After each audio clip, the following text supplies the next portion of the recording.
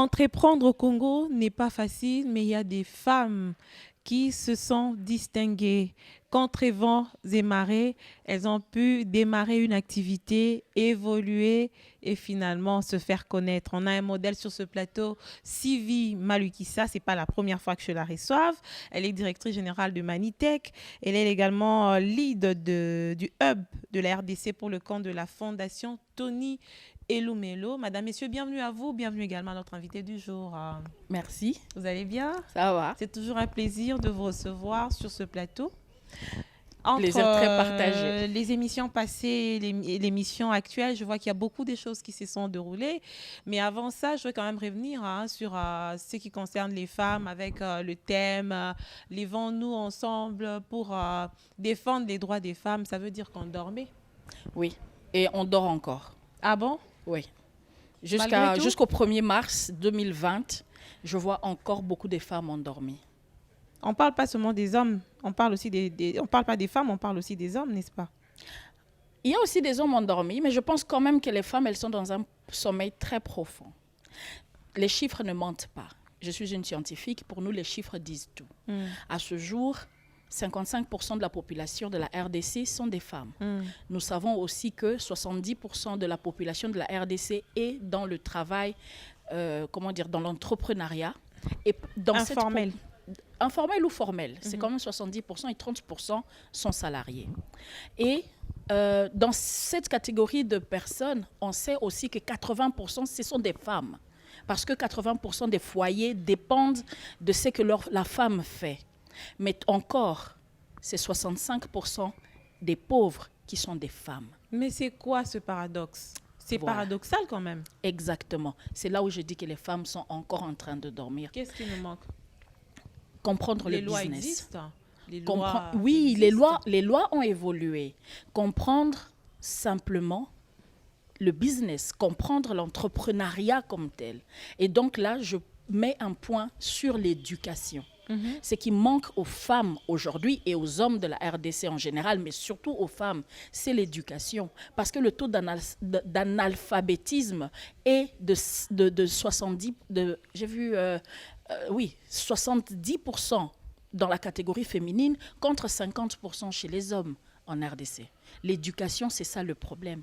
La femme qui tient le foyer, elle n'est pas partie à l'école souvent, ou elle n'est pas partie longtemps à l'école. Longtemps à l'école, ça voilà. c'est un Donc, problème. l'éducation. Alors qu'il y a des campagnes qui s'intensifient aujourd'hui, voilà. Et aussi des ONG qui se multiplient, autonomisation de la femme, alphabétisation, on apprend des métiers.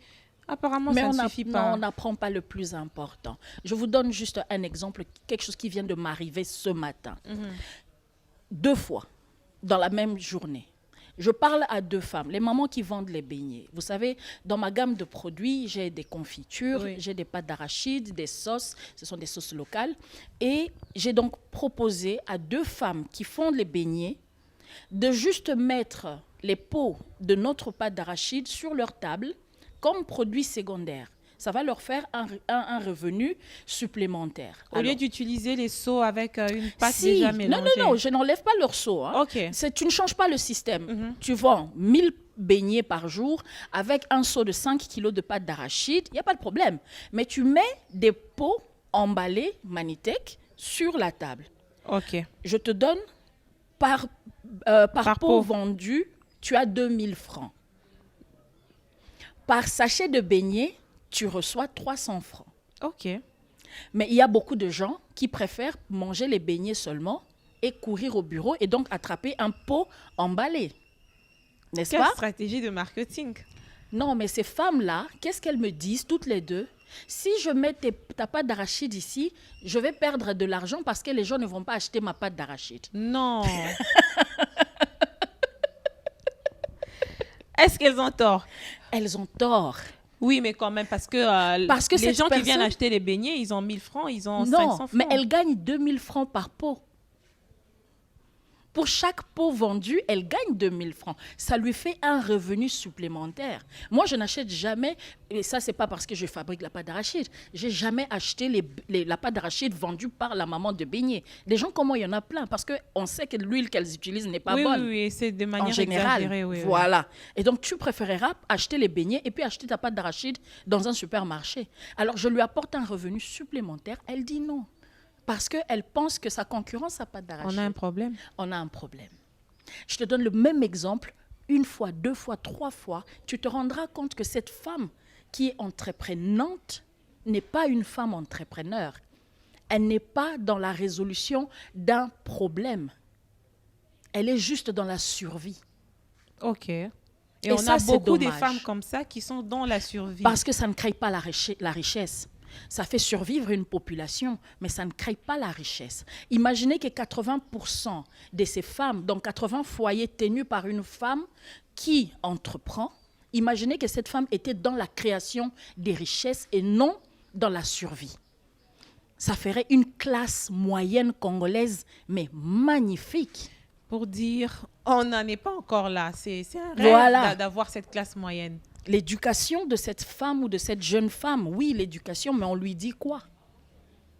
Parce qu'à la fin de la journée, l'éducation, c'est le fait de prendre des connaissances et de les donner Mettre en à pratique quelqu'un d'autre. aussi, oui. Après, lorsque vous avez une femme de 40 ans qui ne sait toujours pas où se trouve son bénéfice, comment est-ce qu'elle gagne plus que ce qu'elle gagne chaque jour, on a un problème.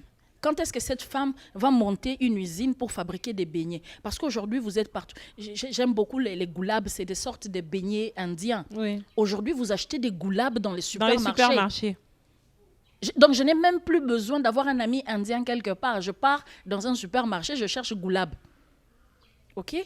Quand est-ce que cette femme va réfléchir à faire des beignets qu'elle va mettre dans une boîte, dans un paquet emballé ou quoi que ce soit? Aujourd'hui, on achète un cake emballé qui a été fabriqué il y a 2 ans. Et on consomme. Et on le consomme. Alors Ça, qu'il y a c'est des femmes qui entrepreneurs. savent bien faire des mélanges, qui ont du Voilà. talent. Elles vous font des cakes, ça va s'abîmer aujourd'hui le soir. L'essentiel, j'ai vendu une partie. J'ai vendu une partie de la cargaison. Le reste, c'est pas grave. J'ai vendu une partie, j'ai résolu le problème Les enfants vont manger ce réel, le soir. besoin immédiat. Les enfants vont manger ce soir. C'est fini. Et j'ai de quoi payer le moziki. Et c'est tout. Donc voilà. C'est un peu compliqué, hein, avec ce tableau peint ici. On est dans le secteur de l'entrepreneuriat, alors qu'on sait justement que les femmes qui tiennent leur foyer, c'est dans ces secteurs, c'est à travers ce secteur. Ça veut dire qu'on dort. Je vous rejoins. En tout cas, moi, je vous rejoins. Je suis de cet avis. On doit se réveiller davantage. Mais qu'est-ce qu'il faut faire? Qu'est-ce que vous proposez justement par rapport à l'expérience que vous avez pour éduquer cette femme? Il n'est jamais trop tard pour bien faire les choses, n'est-ce pas? Non, il n'est jamais trop tard. Il y a plusieurs moyens d'éduquer cette femme. Un, c'est vrai, on part dans le basique, dans le normal, c'est l'école. Aujourd'hui, l'université surtout ne nous donne toujours pas les clés pour être des entrepreneurs. Moi, j'ai fait la biotechnologie alimentaire, j'ai appris comment transformer la nourriture, mais je n'ai jamais appris à faire une entreprise, jusqu'à ce que j'aie la formation qu'il faut.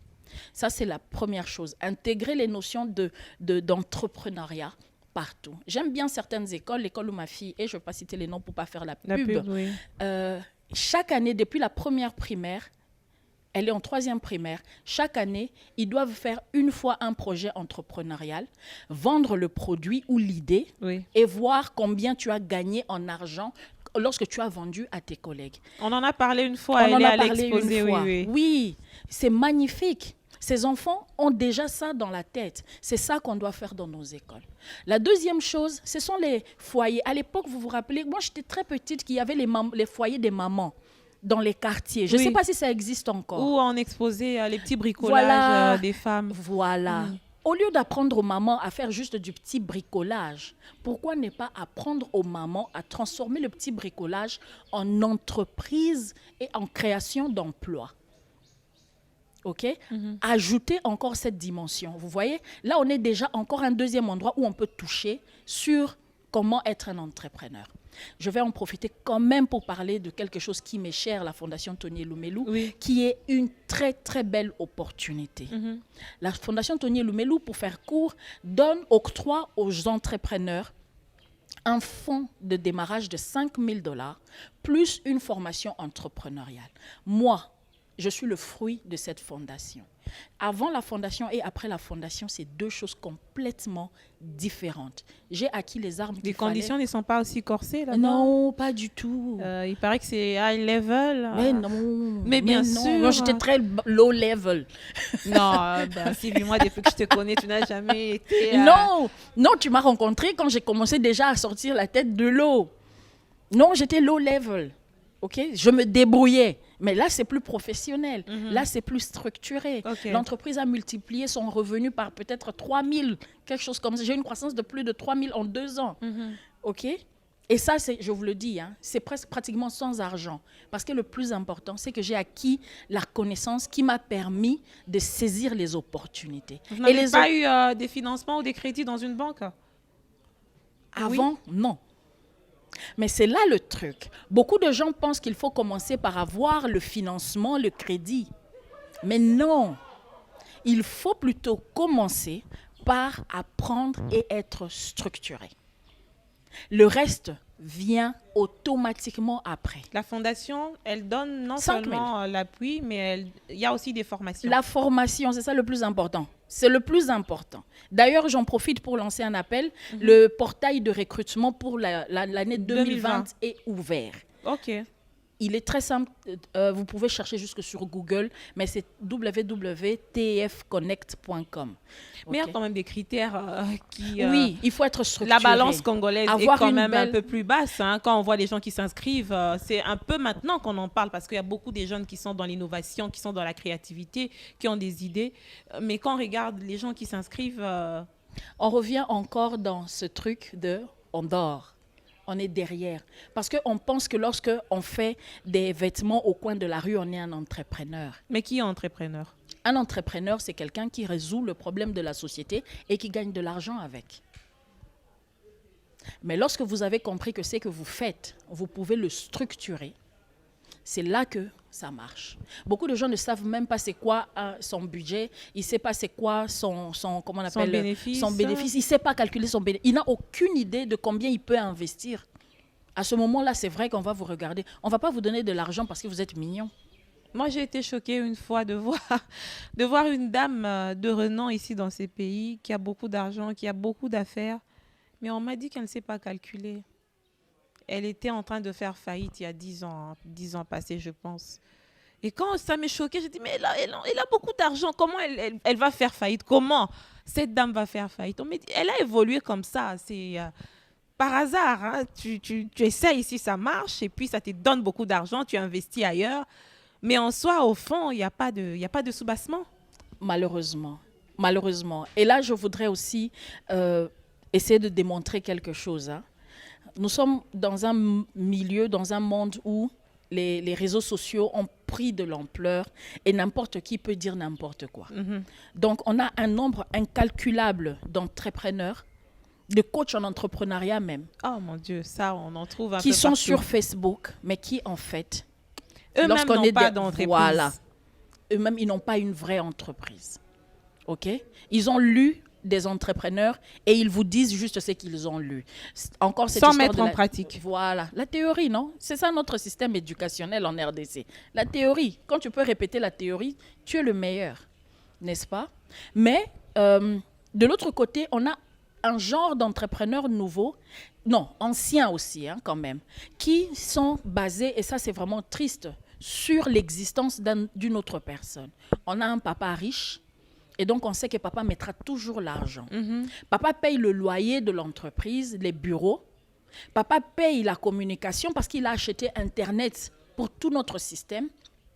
Papa paye mes vêtements de toutes les façons, et puis j'ai une carte bleue que papa a donnée. Cette personne est en train de biaiser les données. On est en train de les célébrer. Je les regarde et à chaque fois je dis, si ton papa n'était pas là, si ton mari n'était pas là, si ce XY n'était pas là, tu ne serais même pas à côté de moi.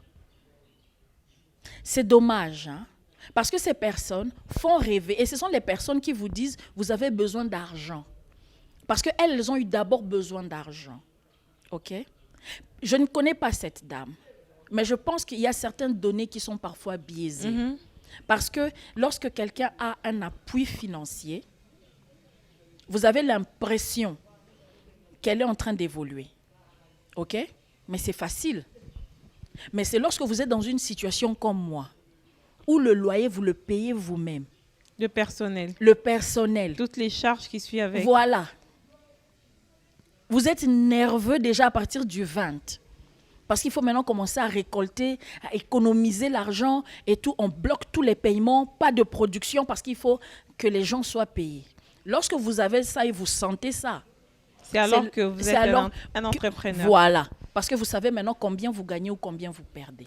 Je ne sais pas si je veux me rappeler, peut-être c'est en 2016 qu'on a tourné ou 2017. C'était en 2017, je crois. 2017 et 2019, il y a eu quand même un grand boost. Oui. Il y a eu quand même beaucoup de changements. Je me rappelle qu'on était à la maison, on a même visité votre petite usine à la maison, dans la cuisine. Oui. Et aujourd'hui, vous avez un siège. Vous avez beaucoup évolué. Aujourd'hui, on a un siège. Aujourd'hui, on a un shop qui est ouvert. C'est un shop d'ailleurs que nous avons décidé de partager avec d'autres personnes comme nous. C'est pas toujours facile de trouver un endroit où vendre. Beaucoup de supermarchés ne prennent pas nos produits. Oui, c'est la concurrence. Oui, voilà. Ce sont les étrangers qui tiennent la distribution. Oui. On passe beaucoup de temps pour les convaincre et malheureusement, nos frères ont du mal à prendre nos produits. Ils disent que c'est un bolaraté. Pourtant, c'est faux. Et donc, nous avons ouvert notre shop à d'autres producteurs, mais la condition que nous donnons, c'est juste que les produits soient parfaits et qu'ils soient dignes de la RDC. On a un grand pays, un beau pays. Et donc, tu dois faire des produits dignes de la beauté du Congo. Si ça ne respecte pas ça, non, ça n'entre pas chez nous. Ah, mais la procédure, elle est quand même longue pour en arriver là. On n'a pas... je suis désolée, c'est un effort. Les chaînes des valeurs ne suivent pas pour arriver à ce produit-là. Je suis désolée, c'est un effort qu'on doit faire. Il y a beaucoup de gens qui y sont arrivés avec de très petits moyens, ça veut dire que c'est faisable. Donc, quand quelqu'un ne veut pas faire, c'est juste qu'il ne veut pas. S'il veut, il peut. C'est pas non plus parce que Sylvie a réussi avec sa stratégie que tout le monde doit réussir dans un contexte où on a un cliché global, on sait que ça ne marche pas. Mais maman, tu sais, le pire, c'est quoi? C'est qu'il n'y a pas que moi. Je connais au moins, personnellement, au moins 10 autres entrepreneurs, dans mon cas. Ça veut dire que financièrement, tu n'as pas un oncle, une tante, un papa, un maman, une chérie, un chéri qui va donner l'argent. Donc, tu n'as que toi et Dieu. J'en connais au moins 10. On n'a pas de grandes productions. Hein. C'est une petite production. Mais on regarde sur la qualité et on mise sur l'avenir. C'est juste ça. Ils ont fait le pari et ils ont réussi. Et donc, c'est possible. C'est possible, vous avez beaucoup évolué, même je vois par rapport à la présentation de votre produit. Ça s'améliore tous les jours. Oui. Ça, c'est ça aussi qui n'attire pas la consommation congolaise. C'est-à-dire qu'il y a des gens qui produisent. Moi, je prends un simple exemple. Les makemba que nous, les bananes plantains que nous mangeons en forme de chips, ça fait un bon bout de temps que je vois ça comme ça. Pourquoi il n'y a pas quelqu'un qui a une idée, par exemple, de les transformer, bien les emballer? Ça a déjà commencé? Oui, il y a 2 marques congolaises qui les emballent comme les chips importés. Ah, ça, c'est encourageant. Oui. Ça veut dire que les choses commencent à bouger. Ça peut se faire. C'est ça que j'ai dit. C'est juste un peu d'effort. Un peu d'effort. On est trop habitué à la facilité. On est trop habitué à la médiocrité. Et ça vient de très haut. On est trop habitué avec des à peu près. On est trop habitué à s'asseoir sur des canapés qui bougent. On est trop habitué de manger dans une assiette fissurée. OK? C'est juste ça. Et tu seras surpris de voir à quel point ce n'est pas compliqué d'avoir un bel emballage. C'est vrai, c'est dur, mais c'est dur pour tout le monde. Vous savez quoi? Partout dans le monde, les entrepreneurs font face aux défis de leur milieu. Et c'est ça la beauté de la chose, c'est d'arriver à pousser les lignes, arriver à faire quelque chose qui améliore ta condition ou la situation de ta société. Transformer ces difficultés en opportunités. Voilà. En fait, si tu regardes l'état de la RDC, c'est là que tu te rends compte que vraiment les entrepreneurs dorment. Hein. On n'a pas d'entrepreneurs au fait. Regardez seulement le nombre de problèmes qu'on a. Et vous vous rendrez compte qu'on n'a pas vraiment d'entrepreneurs. Est-ce que ce n'est pas l'État congolais aussi? Moi, je n'ai pas de problème avec l'État congolais. Ce sont des humains.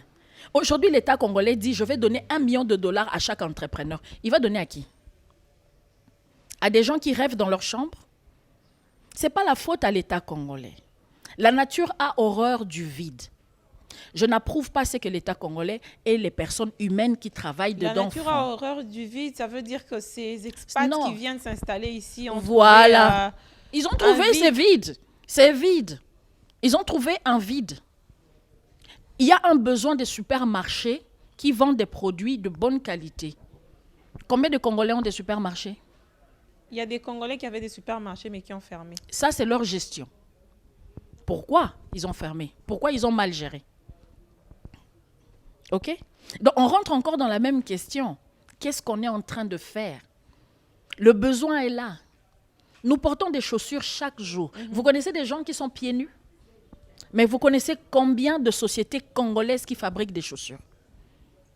Nous portons des babouches, la gomme, Tous les jours. chaque jour. Nous cultivons l'EVA dans ce pays. La gomme, hein? La gomme. Chaque jour. Nous cultivons l'EVA. Mais vous connaissez combien de sociétés congolaises qui font les babouches en plastique? Okay. Le besoin est là. Nous nous asseyons sur des chaises en plastique, non? Vous avez vu quelqu'un faire une société de plastique? Non. Le marché est déjà conquis. Il n'est pas conquis. Comment il va s'installer? Il n'est pas conquis. C'est là où je suis en train de dire aussi que vraiment, on a un problème de... Nous voyons notre propre pays de loin. Et ceux qui le voient bien de près, de l'extérieur, ils viennent. Pourquoi? Parce qu'il y a tellement d'opportunités. Nous ne saisissons pas là sous des prétextes fallacieux. J'ai besoin d'argent pour entreprendre. C'est faux. Allez dans n'importe quel pays, demande à un entrepreneur à ses débuts. Il va te dire, je commence par mon prototype. Je commence par montrer que ça marche et puis je cherche l'investissement. On dit les banques ne donnent pas de l'argent. Mais les banques ont raison, ce sont des banques commerciales. Ce n'est pas des banques d'investissement. Oui, on n'a pas des banques d'investissement. Non. D'ailleurs, by the way, qui connaît le nom de la banque congolaise qui appartient à un Congolais? Le jour où vous me trouvez cette banque-là, faites-moi un message, je vais aller inscrire mon compte. Ils ont des actions voilà, dans certaines banques, c'est ça. Mais il y a aussi le fonds de promotion de l'industrie qui devrait jouer son rôle. Oui, mais eux, ils veulent bien, ils ont de l'argent. Mais ils donnent à qui? On revient dans la même question. On revient à la personne qui fait les Makimba chips dans la rue, emballer n'importe comment. Cette personne doit juste emmener, très bien emballé, montrer un plan d'affaires qui démontre qu'il y a 12 mois, voilà comment j'ai évolué, voici comment j'évoluerai si tu me donnes autant d'argent. Mais cela va de soi aussi avec le pouvoir d'achat de la population, c'est-à-dire que la confiture que vous vendiez il y a 5 ans, 6 ans, à un certain prix, vous n'allez pas le vendre aujourd'hui, vu l'amélioration et le coût de production au même prix. Et ça atteint un niveau standing, les salons UP de Kinshasa et les salles à manger UP, alors que la maman qui vend les beignets dans la rue a peur de votre confiture. Aïe. Encore la même question. Mais c'est extraordinaire. Je vais te dire juste, c'est que j'ai une discussion que j'ai eue avec mon mari, qui est mon plus grand support, mon conseiller. Donc, j'ai eu une réunion avec mon mari. Pendant la réunion, je lui dis, peut-être qu'il faut qu'on aille dans le... C'est une grâce. Hein? Oui, c'est une grâce. C'est une grande grâce, celui-là. Peut-être qu'il faut qu'on aille dans le bas de gamme. OK? Parce que, en réfléchissant bien, les gens ne sont pas prêts à payer pour la bonne confiture. Il faut savoir une chose. Hein? Moi, je suis made in RDC. Donc, moi, mes confitures, ma pâte d'arachide, on est made in Congo. Vraiment, consommons congolais. Consommons congolais, je suis jamais allée en Europe. À l'état brut, je suis pas allée en Europe. Et, mais, je sais, parce qu'on a Internet, qu'un pot de confiture de fraises, qu'on a planté en France, qui a grandi là-bas, confiture organique, le même pot que le mien, fraises de Goma, de chez nous. Le pot de fraises, il est à 7 €. Ici, Manitech vend le même pot de fraises organiques à 4,5 $. OK? Ce que les gens doivent comprendre, c'est que... Mais les gens préfèrent prendre Ils préfèrent prendre la les confiture substituts. importée. Non, ce n'est pas de la confiture importée. Il faut faire attention. Ok. Le problème n'est pas dans la confiture importée ou locale. C'est là que je vais venir. Écoute-moi bien. Et j'espère que tout le monde m'écoute bien. De la confiture organique, en France, c'est 7 € environ. Aux États-Unis, j'ai acheté un pot de confiture organique à 12 $. J'ai acheté moi-même. C'était pour tester et voir le goût. Nous vendons la même quantité à 4 $ et demi. Ce que les gens doivent comprendre, c'est que nous sommes dans la confiture organique. Ça veut dire que dans nos produits, vous trouvez les fruits, le sucre. C'est tout. Il n'y a pas beaucoup de Il n'y a rien d'autre. Il n'y a même pas. C'est ça la confiture organique. Organique. Tu prends le fruit, tu prends le sucre. OK? C'est tout. OK? Maintenant, à cause du coût, 12 $ le pot, 7 € le pot, cette confiture-là, si elle est importée chez nous, elle va coûter 20 $. Tu la trouves d'ailleurs dans certains supermarchés chers. Hein? Les grands supermarchés qui vendent des produits de luxe. Vous les trouvez, c'est dans un coin, le coin bio. Allez là-bas, vous allez voir, c'est 20 $. Le pot de confiture, c'est 20 $. Oui. N'est-ce pas? Maintenant, la confiture que vous dites, non, nous on préfère ce qui est importé. C'est ça le bas de gamme que je me suis dit je vais faire. Ce qu'il y a, c'est que vous avez 20% de fruits dedans. Les restes. Vous avez 60% de sucre dedans. Et vous avez le reste là, plein de produits chimiques. Ce sont des gommes pour gonfler la confiture. Je vous encourage pas. On a déjà ces problèmes de santé ici. Voilà. Et donc, si une Congolaise doit... Et donc, aussi, si je pars dans ça, donc je vais mettre 20% de fruits, 60% de sucre. Le reste, je mets les gommes pour que ça prenne la texture de la confiture. Je vais mettre un peu de colorant pour respecter la couleur rouge de la fraise, l'orange de la papaye. Et je vais vendre ça à 2000 francs. Mais la tendance a quand même changé. De plus en plus, on parle de Manitech, non? Oui, mais parce que nous sommes dans l'organique et nous sommes dans le goût, dans le comment on appelle nos produits n'ont pas beaucoup de sel, n'ont pas beaucoup d'huile, n'ont pas beaucoup de C'est sucre. bien équilibré. C'est très équilibré. Et ça, malheureusement, dans tous les pays du monde, ça coûte cher. Et en RDC, on est l'un des pays les moins chers. J'ai pris aussi au Gabon, j'ai acheté au Gabon, juste pour comparer. Au Gabon, le même pot, il est à 7 $. Au Sénégal, le même pot, la même quantité. D'ailleurs, je crois qu'on a le même fournisseur d'emballage parce que nos emballages se ressemblent. Le même pot au Sénégal, c'est 6 $ et demi. Ça, c'est un ami qui a acheté pour moi, il m'a envoyé. Donc, les Congolais ont intérêt à consommer Oui. Manitech, surtout Après- que c'est un produit... Non, à consommer les produits locaux. En général, l'industrie RDC, des Congolais, nous, en général, les Congolais n'ont pas la technologie des substituts. Oui. Profitons-en. Le café congolais, les cafés des marques congolaises, c'est de l'organique. Parce qu'ils n'ont pas les trucs où tu rajoutes les copeaux de bois, tu leur enlèves l'odeur du bois et puis... On est encore vierge On dans est ce encore sens-là. vierge. Profitons-en. Et en plus, nos prix sont très bons. Parce qu'il faut comparer organique et organique, Oui. synthétique et synthétique. Nous n'avons pas le synthétique. Maintenant, si la population congolaise veut que je fasse les synthétiques, il n'y a pas de problème. En Hein? tout cas, on ne t'encourage pas. Moi, j'aime l'argent. Hein? Moi, j'aime l'argent. Oui, on sait que tu es entrepreneur, mais là, on ne t'encourage pas. On a déjà assez des problèmes comme ça et on veut Alors, pas on va en avoir manger. Et d'autres. puis, de toutes les façons, la confiture de papaye, d'ananas, ça coûte moins cher que la confiture de fraises. Oui. C'est à peine 2 $. Il y a des mangues aussi que vous faites. Il y a des mangues, c'est 2 $ Il et y a des demi, mangues qui ça. pourrissent ici sur Voilà. la route du Bas-Congo. Donc, Non, nous, on a résolu le problème. Maintenant, on va les prendre. C'est 2 $ et demi. Et Donc, voilà comment vous contribuez d'une manière ou d'une autre à à faire épanouir. l'environnement Oui. même. Et À même ceux qui l'environnement. font la culture, qui ne savent pas comment évacuer leurs produits. Même les Si, gens qui ont vous les arbres produisez en chez eux à la grande- maison. Il y a cet arbre qui pourrit chaque jour, vous devez nettoyer. Vendez-nous vos fruits. Voilà. Sylvie, on a fini. Hein. On a beaucoup de choses à se dire chaque fois que l'on se voit. Mais j'aimerais quand même qu'on finisse par cette question. Sur quoi se repose votre succès? Sur beaucoup de choses, mais surtout sur la foi. La foi en Dieu, la foi en moi, la foi en ce pays. Même si c'est fou comme ça a l'air de rien, je crois en ce pays. C'est pas pour rien que les étrangers viennent. C'est pas pour rien que tu as tous ces étrangers qui regardent la RDC. C'est pas pour rien. Moi, j'ai la foi en ce pays. Il n'y a que nous qui regardons mal. C'est nous qui notre pays. regardons mal. Moi, j'ai commencé à bien regarder le pays et j'ai décidé de faire ma part. C'est sur ça que repose mon succès, entre guillemets. La foi qui te fait, comme on dit, porter des montagnes, qui te fait supporter les temps les plus durs. C'est seulement la foi.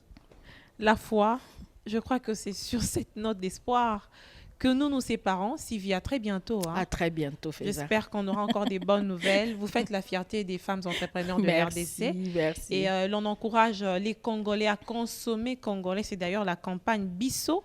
On l'a fait il y a quelques années, rien que sur la consommation par rapport à nos produits locaux. Je crois que les messages doivent être intensifiés et ça mérite une sensibilisation pour ce changement de mentalité. Consommons congolais pour encourager non seulement les entrepreneurs, mais c'est aussi pour le bien-être, notre propre bien-être. Merci de nous avoir suivis. À très bientôt pour un nouveau numéro de votre magazine Femmes.